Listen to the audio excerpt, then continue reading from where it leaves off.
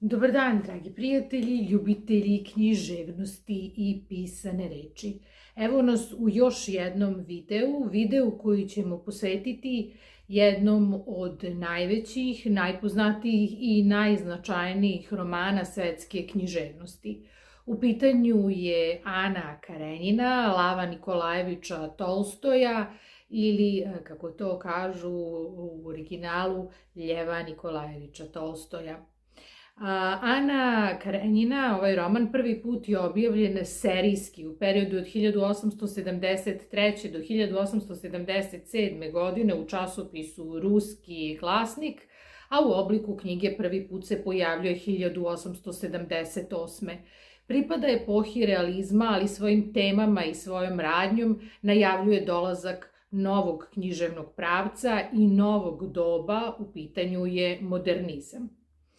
Šta je to što ovaj roman čini toliko značajnim u istoriji književnosti? Zbog čega je ovaj ženski lik Ana Karenjina jedna od najpoznatijih likova za koji su skoro svi čuli i zbog čega je došlo do toga da glavna junakinja završi tragično, koje su to stvari uticale na ovakav završetak i da li je ljubavna priča jedina tema kojom se bavi Tolstoj? Svakako da nije.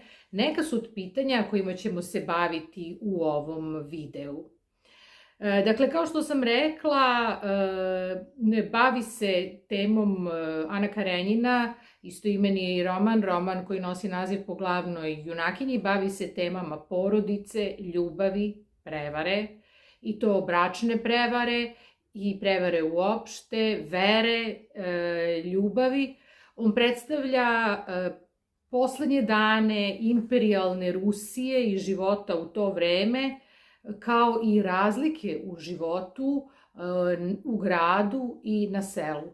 Radnja romana se dešava u Moskvi, u visokom društvu, u Sankt Peterburgu, ali i na ruskom selu gde žive veliki zemljoposednici na svojim posedima. Uz to deo radnje se događa i u Italiji.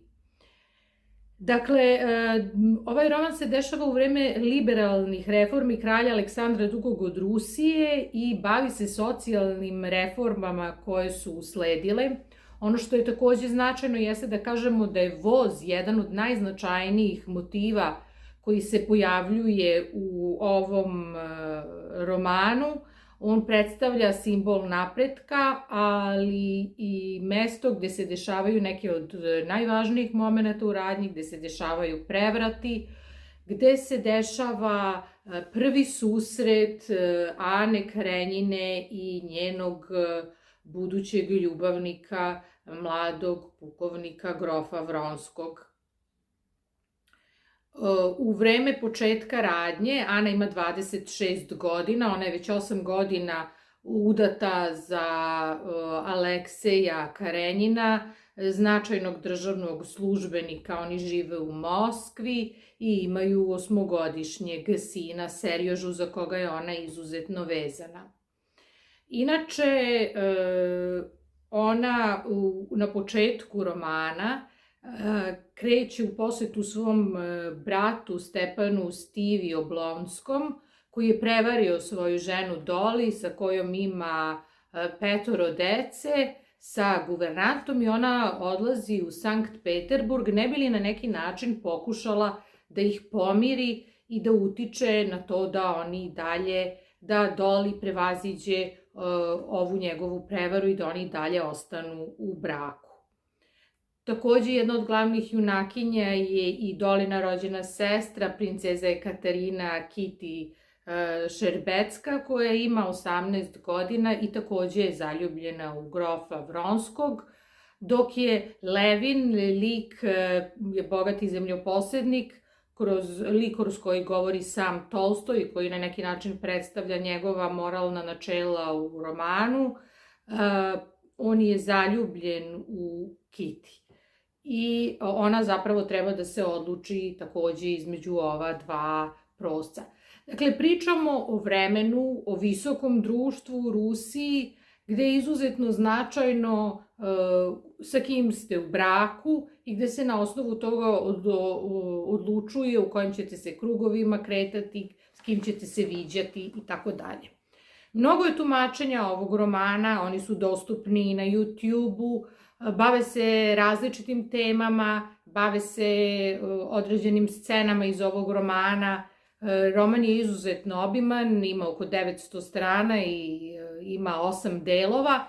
Međutim, u ovom videu, jedan video je suviše kratak da bi se objasnila Ana Karenjina, bavit ćemo se pre svega prvim delom. I možda se nećemo toliko baviti samim ljubavnim trouglom između Ane Karenjine i njenog muža i Vronskog, ili Kitty, Levina i Vronskog, brakom između Doli i Stjepana Oblonskog. Dakle, sve su to ljubavni odnosi koji su prikazani u ovom romanu. Dakle, ima neka 3 glavna ljubavna odnosa kroz koje Tolstoj ispituje ljubav, vernost, prevaru, želju, strast i tako dalje. Međutim, ono što je izuzetno značajno u ovom romanu jeste da ta glavna junakinja daje sve, neki kažu da se ona ubila zbog ljubavi, ona na kraju završava tragično, ali da li se ona zaista ubila zbog ljubavi ili zbog toga što je društvo na kraju nije prihvatilo, odnosno njenu odluku da živi sa Oblonskim, a muž nije hteo da joj da razvod. Srećem, danas postoji opcija da možete da se razvedete. U njenom slučaju muž joj nije dao razvod, da nije joj dozvolio da povede dete sa sobom. Ona je imala još jednu ćerku, Ani, sa Vronskim, međutim ni to nije pomoglo da njihova veza opstane. Kroz ovaj roman Tolstoj prikazuje unutrašnji svet junaka, njihova previranja, njihove želje, kraj jedne ljubavi između Ane Karenjine i njenog muža, neumitnost toga, njegovu ljubomoru i njegovu rigidnost da je zadrži u tom braku uprkos svemu, ne bi li na neki način zadržao taj spoljašnji privid jedne socijalne normalnosti. Međutim, ostaje pitanje, mnoga pitanja ostaju na kraju ovog romana. Zbog čega se ona ubila, zbog čega je Vronski zaveo ženu koja je već bila udata. Pa, da se sve to nije desilo, ne bi bilo jednog od najvećih romana svetske književnosti, a na kraju krajeva da se Vronski i Ana nisu zaljubili, Levin nikad ne bi završio sa Kitty, da je Vronski zaprosio Kitty kao što je bilo planirano na početku, Levin ne bi mogao da drži moralnu pridiku ostalim likovima u ovom romanu. I sam Tolstoj je tokom svog života preispitivao odnos porodice, društva, ljubavnih veza. Kao mlad je živeo prilično raskalašno, a kasnije je živeo u dugom braku do kraja života. Imao je 13 dece, od kojih je 8 preživelo. Jedan od najvećih romanopisaca ruske književnosti i jedan od najvećih svetskih pisaca, po mnogima i najveći svetski pisac, koji je podjednako proučavan i na istoku i na zapadu. Međutim, glavno pitanje kojim ja nikako da dođem da ga iskažem, kojim ćemo se baviti čitajući odlomak sa početka ovog romana, jeste da li kriza u odnosima, da li su to bračni odnosi, da li su to odnosi između verenika, odnosi između članova porodice, odnosi u društvu, dakle odnosi koji su tada vladali u imperijalnoj Rusiji i koji su na neki način prikazivali krizu tog društva, jer oni nikako nisu uspevali da pronađu odgovarajući način da zadovolje svoju ljubav, svoje potrebe. Da li su te krize u ličnim odnosima zapravo odražavale krizu koja će tek nastupiti i dovele do promene sistema do koga će uskoro doći.